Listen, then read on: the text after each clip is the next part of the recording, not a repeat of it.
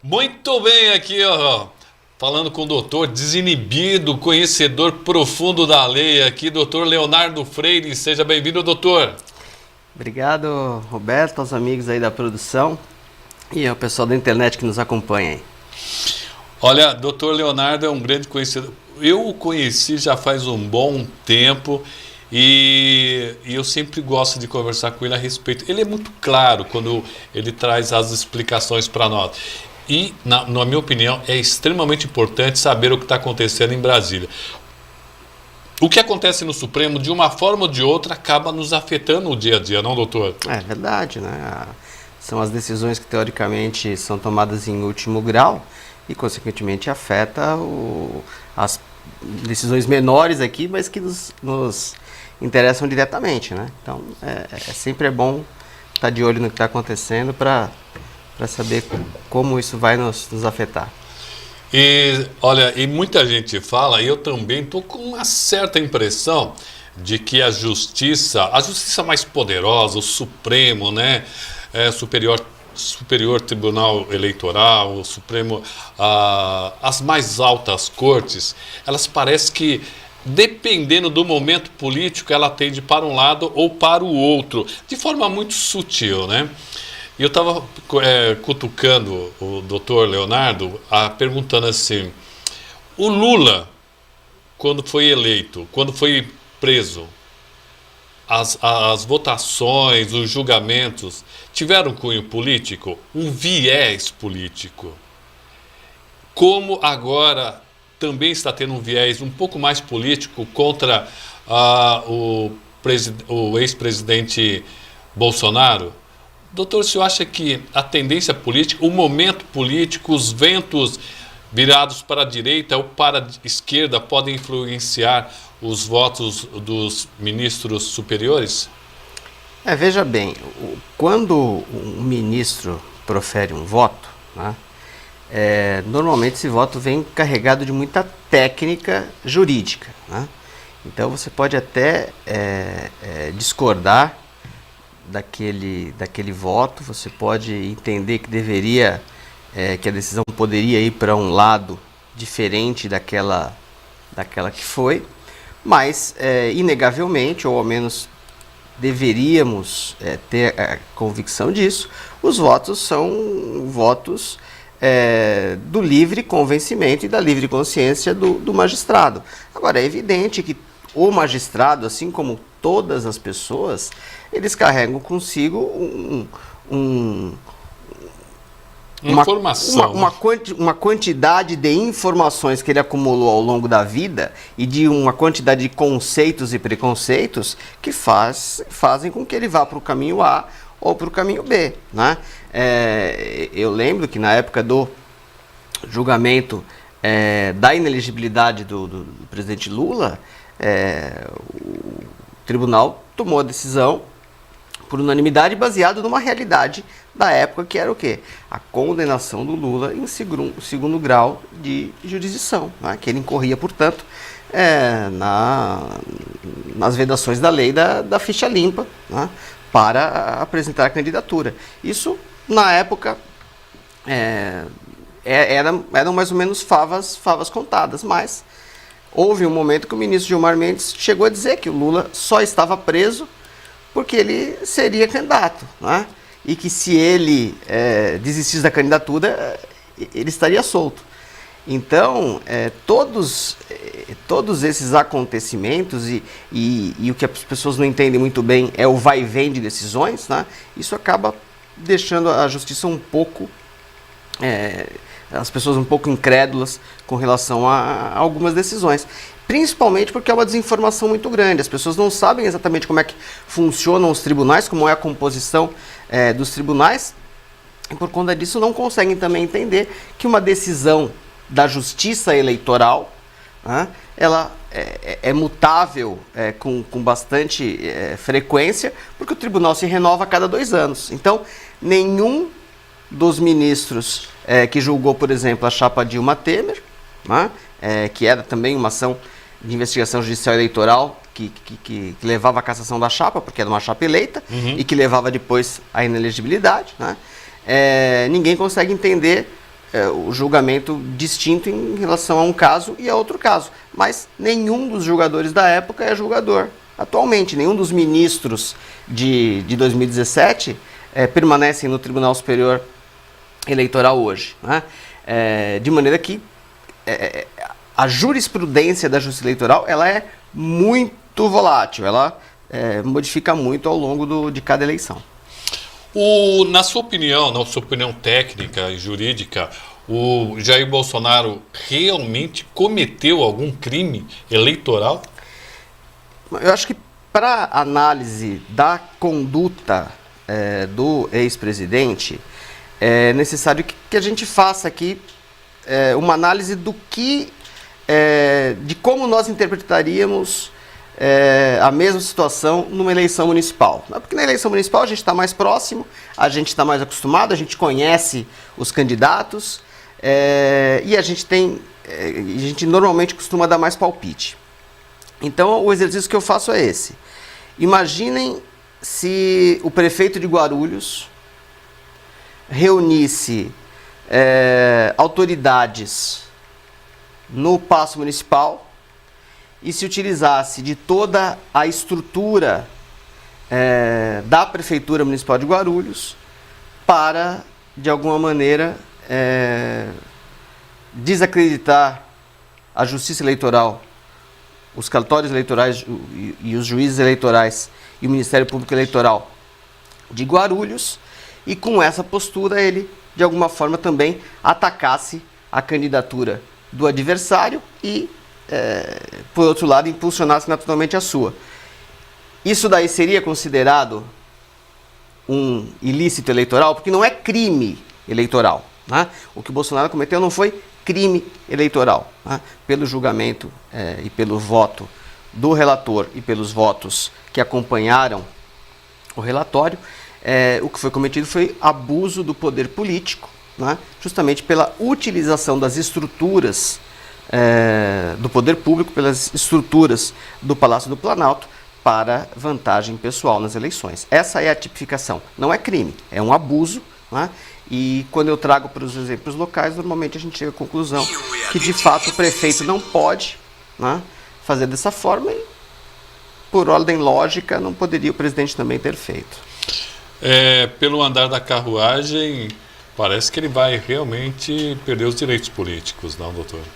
Tudo caminha, agora com a divulgação de 4 votos, né, a posição de 4 ministros, parece que realmente tudo conduz para a procedência da ação e a declaração de inelegibilidade por 8 anos. Bom, o senhor disse uma coisa, me ficou uma coisa na cabeça. Na verdade, o direito, a concepção do direito e a concepção do que é crime e o que não é crime varia de acordo com o tempo, né? Como antigamente não era crime ter escravos, é isso? Nesse caso específico, a lei eleitoral ela muda com muita frequência. Não só a interpretação da lei, mas a própria lei muda com muita frequência. Todo ano tem uma mudança na lei eleitoral, mas nem todo ano tem eleição. Então, às vezes, a lei entra em vigor e ela é depois revogada sem nunca ter sido aplicada a uma eleição, né? Então, a lei eleitoral ela varia muito.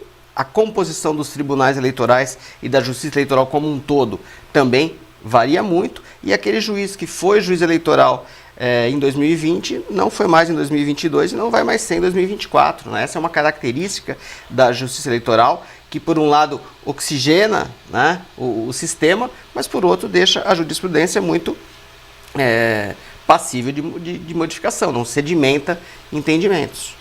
Doutor, o que está sendo julgado, na verdade, foi uma reunião que o presidente teve com pessoas de outros países, diplomatas de outros países. E, teoricamente, teria falado mal do Brasil, dito que as eleições não são seguras, que as urnas não são seguras. Mas ele falou para a gente que não tem voto no Brasil, não são votantes. Como isso poderia influenciar no resultado das urnas? como isso, se ele tivesse juntado várias pessoas do próprio Brasil, aí seria uma coisa, mas são gente que não vota no Brasil, doutor.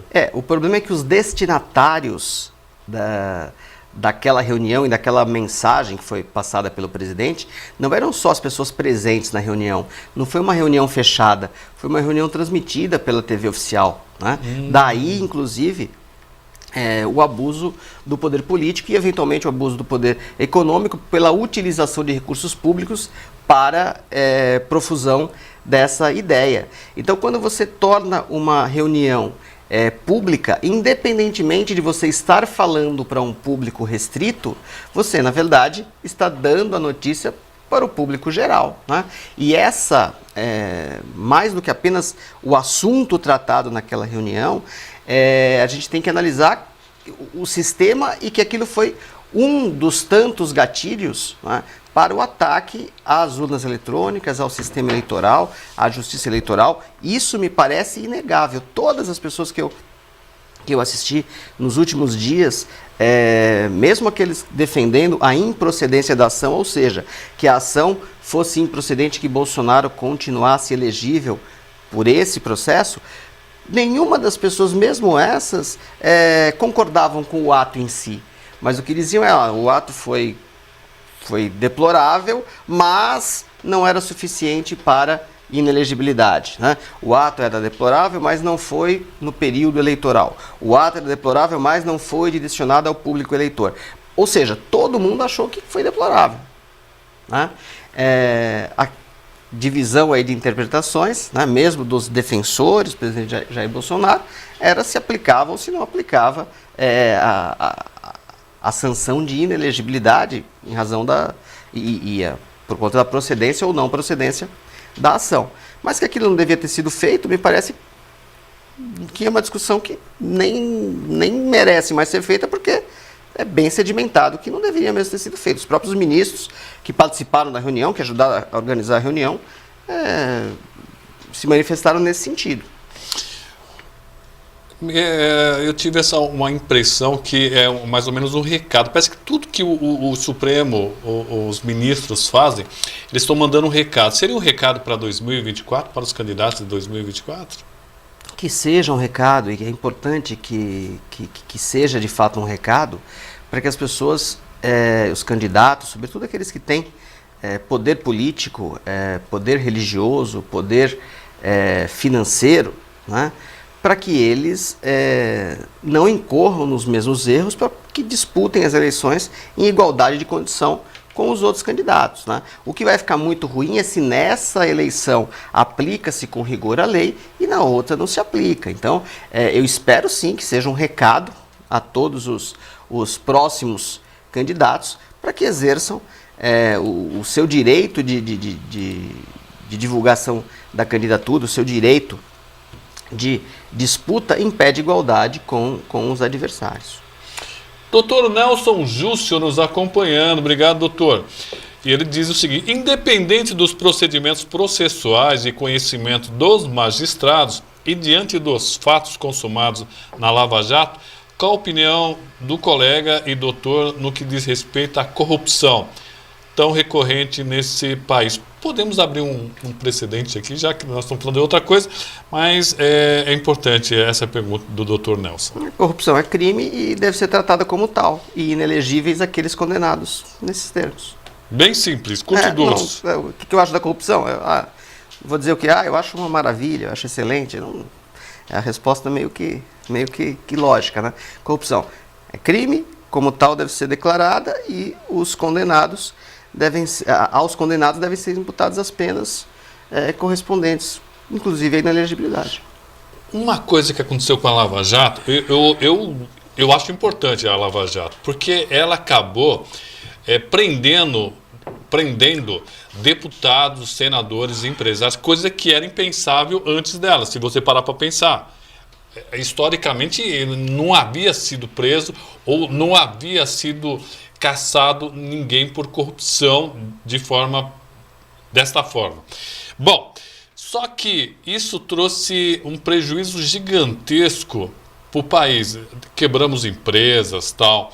O senhor acha que seria possível condenar a pessoa em si, mas não destruir as empresas como aconteceu com a Lava Jato, doutor? Uma pergunta difícil, né? Eu acho que a Lava Jato, ela não trouxe como novidade a prisão de políticos. Eu acho que ela trouxe como novidade a prisão de empresários. Sim. Né? Porque foram presos empresários que tinham ramificações políticas em vários estados e em vários setores e inclusive em outros países. Né? A discussão sobre quebrar ou não quebrar as empresas, ela é uma discussão importante, mas talvez não se chegue a uma equação adequada, porque se você de fato deve sancionar o corrupto e o corruptor, que a gente acredita que sim, deve, né? E você não tem outro mecanismo para simplesmente tomar a empresa dele e passar para a administração de outra pessoa, qual seria a alternativa para a empresa continuar funcionando com a diretoria toda condenada, presa, e se essa diretoria não tem a intenção de trocar, né, os diretores? A gente não está falando de uma empresa que tem ali 1 ou 2 sócios, a gente está falando, em alguns casos, de sociedades Sim. anônimas, né? Sim. Então, claro, né, conceitualmente falando, era bom que as empresas tivessem sido mantidas. Mas como que você faz isso? Sem a interferência do Estado na ordem econômica e sem você passar a administração da empresa para a administração do Estado, que é o que eu vejo as pessoas rechaçando muito aí com esse atual pensamento liberal, né? Então, acho que houve exageros, mas não consigo enxergar em que ponto que a gente poderia evitar, né, a quebra das empresas. Bom, a única consequência, caso ele seja condenado, é ele ficar inelegível. Por esse processo específico, a condenação leva à inelegibilidade pelas eleições que acontecerem até 8 anos depois da eleição onde foi praticado o abuso, né? Mas o presidente Bolsonaro tem mais 15 ou 16 processos na justiça eleitoral, né? E tem também outros tantos processos na justiça comum, né? Mas nesse daí a consequência nesse processo a consequência é a inelegibilidade. Se ele tivesse ganho a eleição, a consequência poderia ser a cassação do mandato, né? E também o Tribunal de Contas pode, a partir da decisão, a partir da identificação que aquele ato foi um ato de abuso do poder político e utilização irregular de verba pública, pode também entrar com uma ação contra ele para que devolva o dinheiro que gastou ali, né? Isso. Mas não nesse processo, ele precisa de um outro processo. Eu vi uma discussão, parece que até os ministros também já estão discutindo a questão da inclusão daquela minuta, parece que vai ser retirada. Você não acha que seria melhor tirar essa minuta, não ela ser discutida nesse momento, doutor? Na minha opinião, a minuta não muda em nada o fato específico da reunião, né? A reunião foi realizada lá atrás, antes da eleição, a minuta apareceu depois da eleição. Então,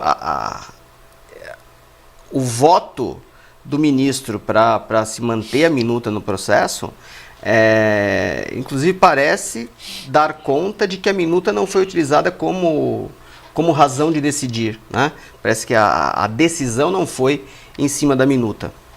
Mas, de todo modo, não me parece que com minuta ou sem minuta mudaria alguma coisa na decisão. A minuta em si é uma prova, quer dizer, eu vi muita gente dizer que a minuta, como não tinha assinatura, como não tinha nada, ela não tinha um valor legal nenhum, apenas um papel. Eu dou a essa minuta o mesmo valor que foi dado a um contrato sem assinatura que foi encontrado acho que no sítio Presidente Lula em Atibaia, lembrado, né? Doutor. Então, o contrato não tinha, não sei se foi no apartamento ou se foi no sítio, né? Mas foi utilizada contra ele um contrato sem assinatura de ninguém, né? Da mesma forma, a minuta não tem assinatura de ninguém, mas foi encontrada na casa do ministro. Me parece que esse documento por si só não poderia ser utilizado e não significaria absolutamente nada, né? Agora, talvez o conjunto da obra, né, leve à identificação de que essa minuta significa alguma coisa. Mas não nesse processo. Esse processo, repito, não parece que a minuta seja importante, porque não é disso que se trata, né? Não é esse. Ninguém, naquele momento, não se falava em golpe e não se imaginava o que podia ter acontecido dia 8 de janeiro. Nós estamos falando de um período pré-convenções partidárias, né? A gente sabia que o Jair Bolsonaro era candidato porque ele é candidato desde o dia que ele ganhou a eleição, né? Desde 2018 ele é candidato à reeleição, como ele veio se comportando dessa forma. Então, todos sabiam que não é ele, né? Quase todos os políticos que têm possibilidade de reeleição se comportam como candidatos à reeleição durante todo o período, mesmo que não seja período de propaganda eleitoral. Por isso que esse ato, né, praticado antes do período de propaganda eleitoral, foi analisado como propaganda eleitoral e sancionado como propaganda eleitoral. Repito, o que aconteceu no julgamento do TSE em relação às eleições presidenciais e o presidente Jair Bolsonaro é o que acontece nas eleições municipais em Guarulhos ou em qualquer outra cidade em relação ao prefeito que é candidato à reeleição, em relação ao vereador que é candidato à reeleição, em relação ao secretário municipal que é candidato, né? Isso não é diferente do que acontece normalmente. Não, para quem é do ramo, não tem nenhuma surpresa nisso.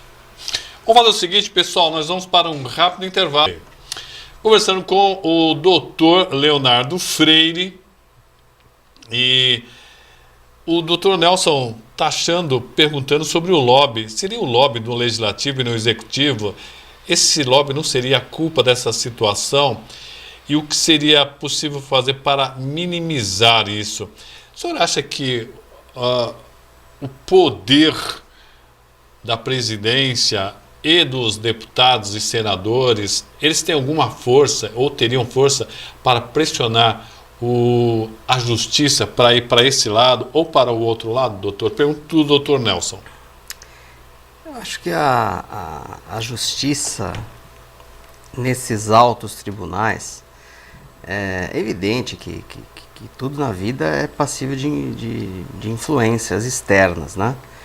Mas eu acho que esses altos tribunais eles têm uma vida bastante autônoma e as coisas não funcionam exatamente como as pessoas imaginam que sim, né?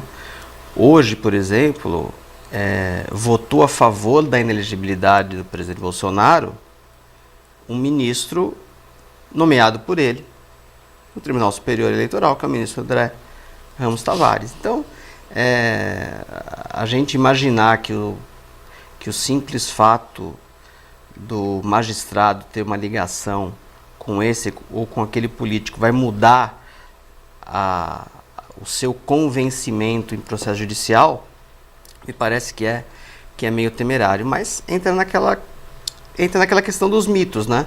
Até ontem ou até a semana passada, se dava como certo que o ministro Raul Araújo pediria vista do processo para tirar de pauta e empurrar o julgamento mais para frente, né? E quando ele disse que preferia votar hoje, né, que ele foi perguntado se ele queria começar a votar na sessão anterior, ele disse que votaria no dia seguinte, e a gente teve certeza que ele não diria isso para, na sessão seguinte, pedir vistas, né?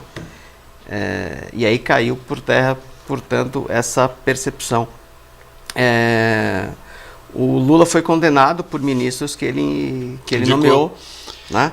Então, eu acho que no mais alto grau do Poder Judiciário, essas influências não funcionam como as pessoas imaginam que funcionem. Esse sindicato... Não é uma gratidão pela nomeação. Eu fiquei pensando nisso, doutor. Imagine esse rapaz, esse advogado que defendeu o Lula e que foi indicado para fazer parte do Supremo.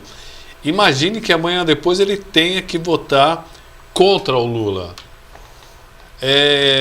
Eu acho que no mínimo deve ser constrangedor para ele, ou não. Ele usa de forma técnica. Eu acho que é uma situação, pode ser uma questão. Imagine o senhor, vamos colocar o senhor na saia justa. Vamos. O senhor defende o Lula, tal, faz aquela coisa maravilhosa, defende, consegue salvá-lo, e o senhor, por gratidão, é indicado ao Supremo na sua idade. Você vai ficar lá 40 anos lá, certo? Porque ele é jovem, vai ficar uns 40, que é até 70, né? Então, ficar uns 40 anos lá. E de repente tem uma questão em que o seu convencimento pessoal é de condenar Lula, o cara que te colocou lá. Condenaria sem menor remorso, sem o menor constrangimento? Primeiro, aí eu acho, na sua fala, acho que tem um problema conceitual que é o critério para a escolha, né? Você falou, foi escolhido por gratidão. Esse não é um critério válido para a escolha do ministro do Supremo Tribunal Federal. Mas ele não foi? Vamos imagino que tenha sido escolhido porque tem notável saber jurídico e reputação ilibada, que é o que diz o texto constitucional. Se foi escolhido por gratidão, foi mal escolhido. E se foi escolhido por gratidão e entende que a escolha foi por gratidão, não tem condições de julgar um caso do presidente Lula, porque teria que, de alguma forma, retribuir a gratidão ou ser ingrato, né? E eu falo agora na condição de não é juiz, mas é de conselheiro do Tribunal, do Conselho de Prerrogativas da OAB, que nós nos deparamos muitas vezes para julgar colegas advogados, tá? E se você é muito próximo do colega e não se sente bem em julgá-lo, você, conselheiro, você, juiz, naquele caso concreto, se declara impedido e não participa do julgamento. Mas na grande maioria das vezes, os conselheiros se sentem, mesmo conhecendo os advogados, se sentem absolutamente à vontade para proferir voto técnico em favor ou em desfavor daquele colega. Eu imagino que, principalmente no início, né, vai causar um certo constrangimento, não necessariamente para o ministro, mas para a sociedade como um todo, se algo desse porte chegar para julgamento, que de fato vai chegar, não do presidente da República em si, mas de questões que importam ao governo, talvez gere de fato essa discussão. Assim como gerou a discussão quando o Alexandre de Moraes votou em favor de interesses de Michel Temer, assim como gerou quando Dias Toffoli votou em defesa dos interesses de Dilma Rousseff, assim como gerou quando Henrique Lewandowski votou em favor dos interesses de Lula, assim como Cássio Nunes se sentiu provavelmente quando votou em defesa dos interesses de Bolsonaro, e assim como pode acontecer agora com Cristiano Zanin. Mas são pessoas que chegam no Supremo Tribunal Federal e dali para frente eles não podem mais sair, de maneira que, se quiserem ser ingratos a quem os nomeou e fiéis à Constituição Federal, é o que devem fazer e é o que se espera deles. Então, me parece que esses ministros todos, é claro, sabem por que chegaram lá, né, mas devem obediência e devem fidelidade à Constituição Federal e ao povo brasileiro. Tem uma questão interessante aqui. Se for considerado inelegível, se não puder disputar as eleições, ainda assim Bolsonaro pode continuar representando o PL, que é o partido dele, e recebendo salários com origem em fundo partidário, que é dinheiro público, doutor? Pode, porque a condenação do Bolsonaro não é... Mais uma vez, né? Não é uma condenação para não receber dinheiro público, é uma condenação para não disputar eleições, né? Então ele pode continuar recebendo salário de fundo partidário, que é dinheiro do povo brasileiro, sem nenhum problema. Vai continuar com a aposentadoria de presidente, aposentadoria de deputado, dinheiro do fundo partidário. A segurança... A segurança institucional, tanto para ele quanto o país só está economizando com a do Lula, porque a segurança institucional já tem que pagar presidente mesmo, né? Então não está pagando para um aposentado, é um aposentado a menos para pagar. Mas está pagando para o Sarney, está pagando para o Collor, está pagando para a Dilma, está pagando para o Michel Temer. Collor não. Sim, o Collor é ex-presidente, me parece que tem os mesmos direitos. Mesmo ele ter o... Agora ele vai ficar com segurança 24 horas porque está condenado, né, à prisão pelo STF, mas ainda não transitou em julgado, né, não começou a cumprir ainda. Ô, doutor Nelson, eu não vou falar o que o senhor falou aqui, não. Depois o senhor fala. Manda no meu privado, pode falar. Não, mas ele já colocou aqui, né? Muito inocente a imaginação do colega. Está no mundo da lua. Mas eu sou. Eu acabei falando. Eu sou. Esse tipo de ação não é utilizado apenas quando o acusado ganha a eleição, doutor? Não. Não é utilizado apenas quando o candidato ganha a eleição, porque uma das consequências da ação é a perda do mandato, mas a outra consequência é a inelegibilidade, né? Então, normalmente é utilizado quando o sujeito ganha a eleição, mas não necessariamente, porque não é uma consequência única, tem a consequência adicional aí que é a inelegibilidade. Bom, então ficou bem claro que ele pode continuar fazendo política, ele pode subir em palanques, ele pode lançar a esposa candidata, o pessoal está falando que vai ser a esposa candidata, ele continua com... somente os direitos políticos dele foi cassado. Isso, somente o direito de... Na verdade, não foi os direitos políticos. Não. O direito de disputar eleições. Né? Ele pode porque votar. Porque ele continua podendo votar, Boa questão, ele não tinha pensado nisso. Pode. Isso não. Olha, bastante... Ele só não pode ser, nesse momento, ele não pode ser votado, né? Na verdade, não é nem nesse momento, isso vai ser aferido quando, eventualmente, ele apresentar pedido de registro de candidatura. Nesse momento acontece a sentença condenatória, mas a partir de amanhã é como se nada tivesse acontecido, né? Desde que ele não resolva se candidatar. Se ele resolver se candidatar, às vésperas da eleição, quando for analisado o pedido de registro de candidatura, vai se verificar se ele preenche os requisitos para ser candidato e, identificada a causa de inelegibilidade, ele não vai poder disputar, o registro vai ser indeferido. Doutor, deixa eu puxar uma outra questão. Eu sei que o senhor é especialista em direito eleitoral e tem muitas mudanças para o próximo ano, né? Então nós vamos chamar o senhor aqui muitas vezes, se o senhor puder vir, principalmente para tirar as dúvidas.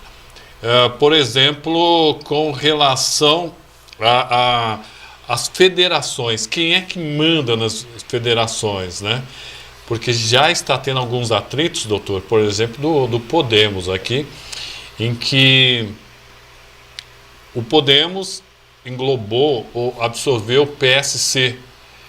E aí algumas pessoas ligadas ao Podemos estão querendo trazer outros vereadores para fazer parte do Podemos, e o pessoal do PSC que veio para o Podemos não aceita essa entrada, está tendo um confronto muito grande. Eu acho que no caso do Podemos não é federação, né? É uma fusão dos dois partidos. É uma fusão. Né? Então é uma personalidade jurídica só, quem mandar mais vai chorar menos, né? Não tem muito, não tem mais quem veio do PSC e quem veio do Podemos. Agora é tudo uma coisa só. Quem manda é quem manda no partido. Quem manda é quem manda no partido nível nacional, estadual, e que vai permitir que se façam alianças X ou Y no nível municipal. Falando em federação, eu estava conversando com algumas pessoas ligadas ao PT e eles me disseram que eles têm muitos candidatos, né? E vale lembrar que eles estão numa federação. Vamos ver se eu lembro dos partidos. É o PT, o PV e o PCdoB, isso, né? E, bom... Federação FE Brasil, né? Bom, pelo que eu sei, o PV de Guarulhos tem pouquíssimos candidatos, mas vai aparecer alguém porque vai ter chances ali, já que a federação vai ser forte. O mesmo acontecer com o PCdoB.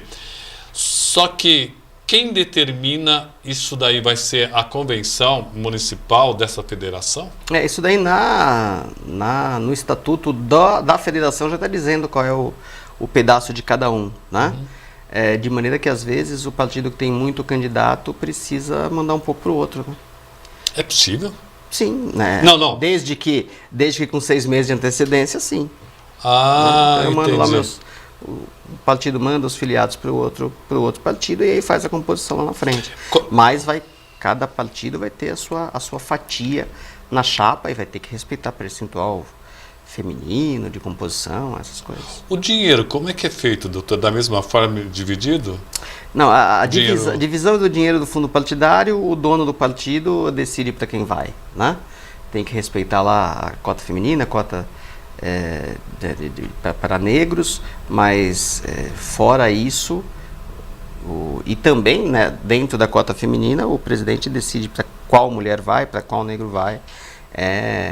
Os partidos políticos internamente não são democráticos. Né? Nem um pouco. Os partidos políticos internamente eles têm uma estrutura oligárquica e a partir dessa estrutura oligárquica eles dão os rumos de como os filiados vão se comportar ou ao menos por regras de fidelidade partidária deveriam se comportar. Me perguntaram essa questão e eu realmente não soube responder. Digamos que esteja faltando um homem, um cadeirante, certo? Na cota. Ele tem que entrar necessariamente na cota de homens. Digamos que tenha que ter cotas para negros. Esse negro tem que ser a cota para mulheres negras e homens negros ou não é diferente? A mulher negra pode entrar na cota dos homens e os homens negros podem entrar na cota das mulheres? Existe uma cota de negros e uma cota de participação. Nós chamamos de cota de participação feminina, mas na verdade não é participação feminina, porque senão passa a impressão que seria viável, seria possível juridicamente uma chapa só de mulheres. Não é.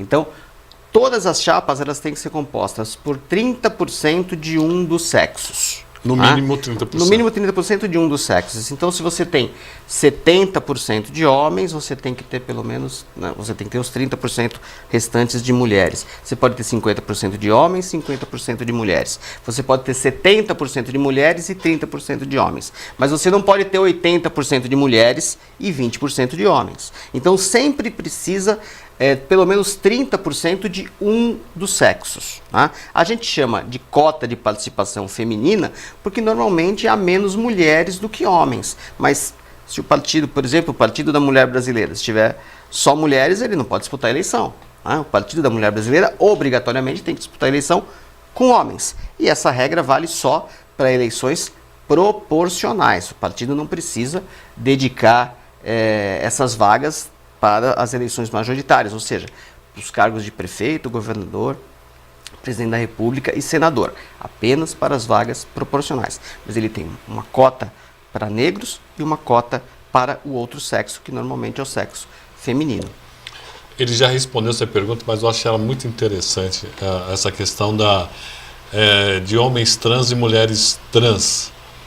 Vale, na verdade, não o nome social, mas o que está no documento oficial. É isso, doutor? Vale a declaração. Não o documento? Vale. Normalmente a pessoa no documento tem o que ela se autodeclara. Mas se ela chega com o documento, no documento está dizendo sexo masculino, mas ela se autodeclara do sexo feminino, ela vai compor o DRAP, né, vai compor o pedido de registro como sendo do que ela se autodeclara e competirá aos adversários impugnarem essa candidatura. Né? E aí vai abrir um processo para averiguação se de fato a pessoa é o que se autodeclara ou se a pessoa está se autodeclarando apenas para cumprir cota. Exatamente, né? Essa questão. Agora, é uma coisa que me parece muito ruim do ponto de vista político, porque nós temos... Não é irrelevante. Mas é ruim do ponto de vista da estratégia política eleitoral, porque você tem uma eleição de 45 dias. E você vai, em 45 dias de campanha, você vai ficar perdendo tempo e perdendo energia com uma briga dessa quando você tem que estar na rua pedindo voto? Né? Então essa é uma briga jurídica que é ruim de você travar. Evanildo Jabá, doutor, não seria mais viável os ministros serem concursados para evitar esse apadrinhamento político? Não, eu acho que concursado eu não gosto da ideia do concurso, porque eu fico me perguntando quem é que vai fazer a prova, né?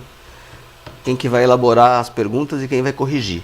E uma prova com um alto teor de subjetividade, que eventualmente você pode fazer uma pergunta sobre liberdade de expressão, que admite todo e qualquer tipo de resposta, quem está certo e quem está errado. Depende de quem vai corrigir a prova. Tá? Então, me parece que não é caso de concurso público, mas acho sim que é caso de mandato, é caso de mudar a maneira de escolha, talvez em vez do presidente da República indicar um nome, talvez a OAB, o Poder Judiciário, o Congresso Nacional indicassem 3 e o presidente da República escolhesse um desses 3 para um mandato fixo, ou seja, o sujeito não fica como ficará Dias Toffoli por 30 anos no Supremo Tribunal Federal, como ficará Alexandre de Moraes por 30 anos no Supremo Tribunal Federal, como ficará Cristiano Zanin por 30 anos no Supremo Tribunal Federal. Mas todas essas regras elas têm que ser aplicadas para os próximos, porque esses que entraram agora já estão contemplados com essa regra de se aposentar aos 70. Né? Uhum. Então, é o sonho, né, de qualquer presidente da República e também do indicado, é poder indicar um sujeito que vai ficar no poder por 30 anos. É verdade. Né? Isso é o sonho de qualquer pessoa que indica e do que é indicado. Gente, só que também tem uma coisa, o cara sentou na cadeira, nem o cara que indicou vai poder tirar. Então, é aí que acaba a gratidão e o cara fala assim, não, vou julgar de acordo com a minha convicção. Né? Que é o correto. Que é o certo, E que nós já vimos várias vezes isso acontecer. Você coloca o sujeito lá, o sujeito vota contra. Ainda bem. Ainda bem. Agradecer ao Dr. Leonardo Freire, um dos grandes especialistas em direito eleitoral. Aliás, ano que vem está todo mundo querendo contratá-lo. Então já é melhor contratar antes. Deus te ouça. Muita gente. Quem quiser falar com o Dr. Leonardo Freire, como é que acha o Dr. Leonardo? Você sempre me pergunta isso, eu me enrolo, né? Tem no Facebook. Leonardo Freire Eleitoral. Opa. Pode não ser exatamente assim, mas com essas palavras acha. E no Instagram a mesma coisa, ou L Freire Eleitoral, mas assim, achou num lugar, acha no outro e vice-versa. Então caça lá que encontra. E eu costumo responder quando manda.